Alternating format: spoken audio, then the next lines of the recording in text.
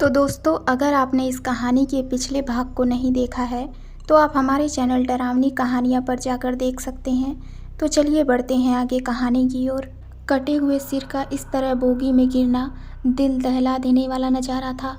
अनुज हल्का जब सिर से उठा तो जैसे एकदम से वो पूरी तरह से कांपने लगा।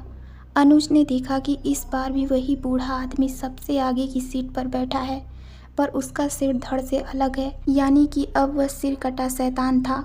अब उसका कटा हुआ सिर उसके बगल वाले सीट पर रखा था। उसके बाद तो अनुज हिल भी नहीं पा रहा था, पर वह कटी मुंडी अपने आप किसी गेंद की तरह गोल गोल घूमने लगी और घूमते हुए अब सीधा अनुज के सामने एक डरावनी शक्ल के साथ हाजिर हो गई। इसके बाद वो धड़ वहाँ से खड़ा होता है और धीरे धीरे करके अनुज की तरफ बढ़ने लगा। अभी 1.5 मिनट का समय बाकी था। जब स्टेशन पर ट्रेन पहुंचने ही वाली थी, अनुज दूसरे दरवाजे की तरफ भागा जो उसके पीछे था। वो कटा हुआ धड़ अनुज के कदम को महसूस करता हुआ उसकी तरफ बढ़ रहा था।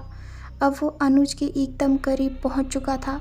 वो लगातार अनुज को धक्का देने की कोशिश कर रहा था, पर सिर के ना होने की वजह से उसे कुछ दिखाई नहीं दे रहा था। ठीक उसी वक्त ट्रेन भी स्टेशन पर पहुंच गई और फिर धक्का लगा और फिर अनुज चलती ट्रेन से प्लेटफॉर्म पर जा गिरा। इससे उसे चोट तो आई, पर उसकी जान बाल बाल बच गई, क्योंकि अगर यही धक्का उसने थोड़ी देर पहले दिया होता तो अनुज मौत के घाट उतर जाता। अनुज डरते हुए स्टाफ ऑफिस पहुंचा और उन्हें सारी बात बताई।